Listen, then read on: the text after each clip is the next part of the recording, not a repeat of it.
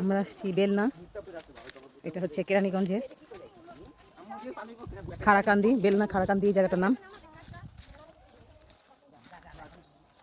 কেরানীগঞ্জ বেলনা খারাকান্দি এই জায়গাটার নাম। দেখেন ঢাকা শহর গ্রাম, এখনও গ্রাম, আমাদের ঢাকা শহর এখনও গ্রামে রূপান্তরিত ছিল আছে। এই যে বাঁশঝাড় দেখেন।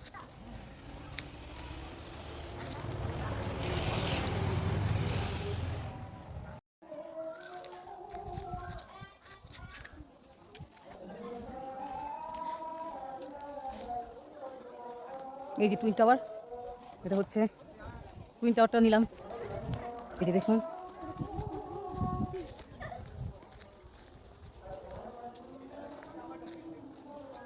আমরা বেড়াতে আসছি, আমাদের এক পরিচিত খুব কাছের মানুষ, তো ওনাদের বাসায় আসলাম আমরা একটু। ঠিক আমি জানি না এটা কি লজ্জাপতি যাচ্ছি না। আসসালামু আলাইকুম। আজকে আবার একটা ভিডিও নিয়ে হাজির হলাম আপনাদের সাথে শেয়ার করার জন্য। তো আজকের এই ভিডিওটা আর কি আমার অনেক আগেই ছিল গ্যালারিতে, শেয়ার করব আর করা হয়নি। তো এই তো শুরু করলাম। প্রথমেই দেখতে পেলেন যে গাড়ি দিয়ে আর কি আসলাম, গাড়ির পথগুলো আর কি। তো এটা হচ্ছে কেরানীগঞ্জ সাইডে আর কি। কেরানীগঞ্জ সাইডে বলতে এটা এই জায়গাটা আর কি অনেক একটু ভিতরে, অনেক শ্যামল বাংলা রিসোর্ট এই জায়গাগুলো ছেড়ে আরও ভিতরে, তো একটু দূরে আর কি। কেরানীগঞ্জ বেলনা একটা রিসোর্ট আছে, বেলনা রিসোর্টটা, সেই রিসোর্টটার একটু ছেড়ে আর কি আর একটু ভিতরে। তো যাই হোক, কেরানীগঞ্জ জায়গাটা অনেক বড়, বিশাল বড়।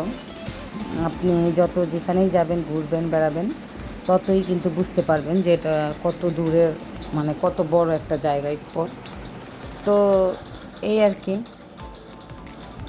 যারা তো ওই কেরানীগঞ্জে ওইখানে যায়, যাতায়াত আছে বা যাওয়া আসা আছে যাদের, তারা তো জানেই, এতে কোনো সন্দেহ নেই। অনেক বড় একটা জায়গা, বিশাল জায়গা। কেরানীগঞ্জের জায়গার কোনো শেষ নেই।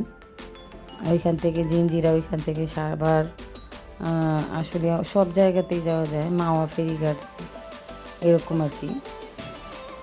তো আমরা তো কম বেশি এখানে যাই, যেহেতু কেরানীগঞ্জ শ্যামল বাংলা রিসোর্টের পিছনে এখানে আমার একটা জায়গা আছে, এই জন্য আমার যাওয়া হয়। আর এটা যাদের বাসায় গেলাম, পরিচয়টা দিয়ে দিই। এটা হচ্ছে আমাদের, মানে আমার মার বাসায় ভাড়া ছিল, ওনারা অনেক বছর ভাড়া ছিল।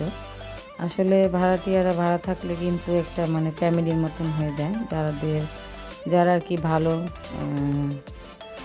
মনের সাথে মিলে যায়, সব কিছুর সাথে মিলে যায়, তারা কিন্তু অনেক কাছের মানুষ হয়ে যায়। তো সেরকমই আর কি। তো ওনারাও আমাদের খুব কাছের মানুষ, খুব ক্লোজ হয়ে গিয়েছিল, যেহেতু ওনারা প্রায় 5-6 বছরের বেশিও সময় বোধহয় ওনাদের মানে থাকা হয়েছে আমার মার বাসায়। ওনারা এটা নিজেরা বাড়ি করছে, ওনারা এটা বাড়ি করার পরেই ওইখান থেকে মানে আমার মার বাসাটা ছাড়ছে, নাহলে ওনারা ছাড়তো না।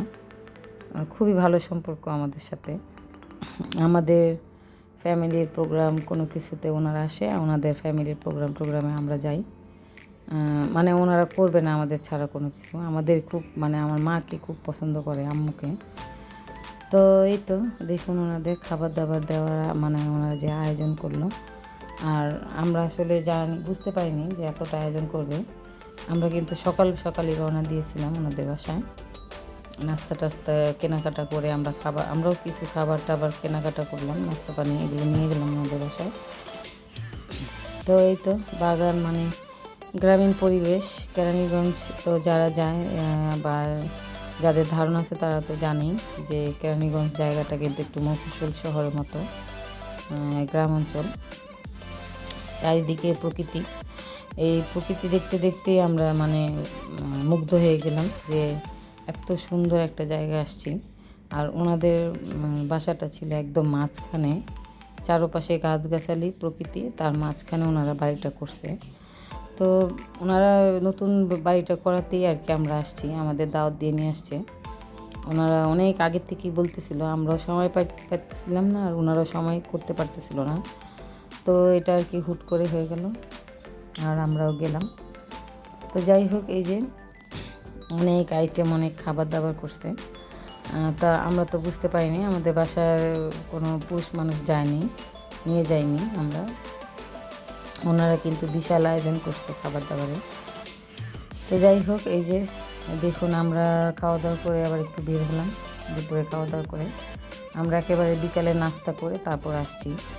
আর ওনারা আমাদের থাকতে বলতেছিল, কিন্তু থাকা তো আর যায় না, যেহেতু একেবারে গ্রাম সাইড নীরব হয়ে যায়, একটু ভয় ভয় লাগতেছিল যে কতক্ষণ বাসায় আসবো।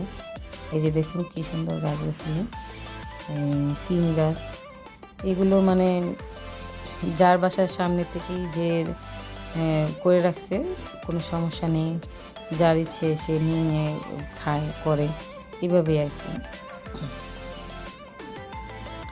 আর এই যে এই ফলটা, এটা কি গাছ, কি ফল গাছ আমি ঠিক জানি না, আমার ধারণা নেই, এই জন্য আর কি হাতে নিয়ে দেখতেছিলাম আর বাচ্চাদের বলতেছিলাম, দেখাচ্ছিলাম। এই যে দেখুন ভুট্টা ক্ষেত, সব ধরনের শাকসবজির ক্ষেত ওইখানে, পেঁয়াজের ক্ষেত দেখলাম, কাঁচামরিচের ক্ষেত দেখলাম, এমন এমন ক্ষেতগুলি দেখলাম যে এগুলো আমি কখনো দেখিনি আমরা, যেহেতু আমরা ঢাকার সাইডে থাকি। আর এটা একেবারে গ্রামের মতো এই জায়গাটা। ওই যে বললাম যে বেলনা রিসোর্ট আছে একটা, অনেক ভিতরে ওনাদের এই জায়গাটা। তো যাই হোক, ঢাকার সাইডে একটা বাড়িঘর করা অনেক বড় একটা ব্যাপার, ওনারা করছে, ওনাদের ইচ্ছাটা পূরণ হয়েছে আলহামদুলিল্লাহ। আমরাও দেখে খুব খুশি হয়েছে, আমাদের কাছে খুব ভালো লাগছে। কিন্তু একেবারে একটু মাঠ ঘাটের মাঝখানে আর কি, একটু নীরব হয়ে যায় খুব তাড়াতাড়ি, এই জন্য একটু ভয় ভয় লাগছে যে আমাদের মতো ঢাকার সাইডের মানুষদের একটু থাকতে সমস্যা হবে আর কি। আর ওই আন্টির মানে যে যারা ভাড়া ছিল, ওই ফ্যামিলির যে মেয়েগুলো, দুটা ছোটো ছোটো মেয়ে ছিল আর কি, মেয়ে ছোটো না, জাস্ট একটা কলেজে পড়ে আর একটা 9 না 10-এ পড়ে। তো ওরা একটু, যেহেতু বয়স কম, একটু বয়স, তো ওরা ওরা ওইখানে থাকতে চায় না আর কি, ওরা একটু মর্জি করে নাকি। আবার ওনার ছেলেরাও, ওই আন্টির ছেলেরাও থাকতে চায় না এখানে, একটু নীরব গ্রাম সাইড, মানুষজন কোলাহল কম, এই জন্য। কিন্তু পরিবেশ, প্রকৃতি এগুলো কিন্তু একদম মানে তুলনামূলক, মানে নাম্বার 1 ওইখানে থাকলে শান্তি। এই সাইড, এই দিক দিয়ে শান্তি ওইখানে থাকাটা। তো আর কি, আমরা তো এগুলো উপভোগ করলাম। ঘোরাফেরার চাইতে বেশি প্রকৃতির দৃশ্য, প্রকৃতি দেখে আমরা খুব মুগ্ধ। আমরা ওই দিন সারাদিনই ছিলাম। আমরা একেবারে মানে 8টার দিকে রওনা দিই, বাসায় আসি। আমাদের রাত্রে খেতে বলতেছিল খাওয়া দাওয়া করে যাওয়ার জন্য, কিন্তু আমরা রাত করিনি, কারণ ওইখান থেকে আসতে আসতে কিন্তু রাত হয়ে যায় আর খুব নীরব হয়ে যায়, একটু রিস্ক, ভয় ভয় লাগে, এই জন্য আর কি। তো যাই হোক, এই যে দেখুন ভিডিওটা, পুরো ভিডিওটা দেখলে বুঝতে পারবেন। তো এই তো, পুরো ভিডিওটা দেখলে আপনাদের কাছেও ভালো লাগবে। আর যারা আমার চ্যানেলটা সাবস্ক্রাইব করে রেখেছেন, আমার সাবস্ক্রাইব ভাই ও বোনদেরকে অসংখ্য অসংখ্য ধন্যবাদ। যারা এখনও সাবস্ক্রাইব করেননি তাদের কাছে অনুরোধ রইল, প্লিজ প্লিজ একটু সাবস্ক্রাইব করে দিবেন। আর আমার ভিউয়ার্সরা যারা কন্টিনিউ আমার ভিডিও দেখেন কিন্তু সাবস্ক্রাইব করা হয়নি, তাদের কাছে অনুরোধ রইল, প্লিজ একটু সাবস্ক্রাইব করে দিবেন। আর আমার পাশে থাকার জন্য অসংখ্য ধন্যবাদ, যারা সবসময় আমার ভিডিও দেখেন। তো আজকে এই পর্যন্তই, সুন্দর একটা ভিডিও আপনাদের সাথে শেয়ার করলাম। শুধু প্রকৃতি, চারিদিকে প্রকৃতির দৃশ্য দেখতে কিন্তু সবারই ভালো লাগে। তো যাই হোক, আজকে এই পর্যন্তই। আল্লাহ হাফেজ। সামনে আরও সুন্দর সুন্দর ভিডিও দেওয়ার চেষ্টা করব। আমার ভিউয়ার্সরা আমার পাশে থাকবেন। আল্লাহ হাফেজ। আসসালামু আলাইকুম।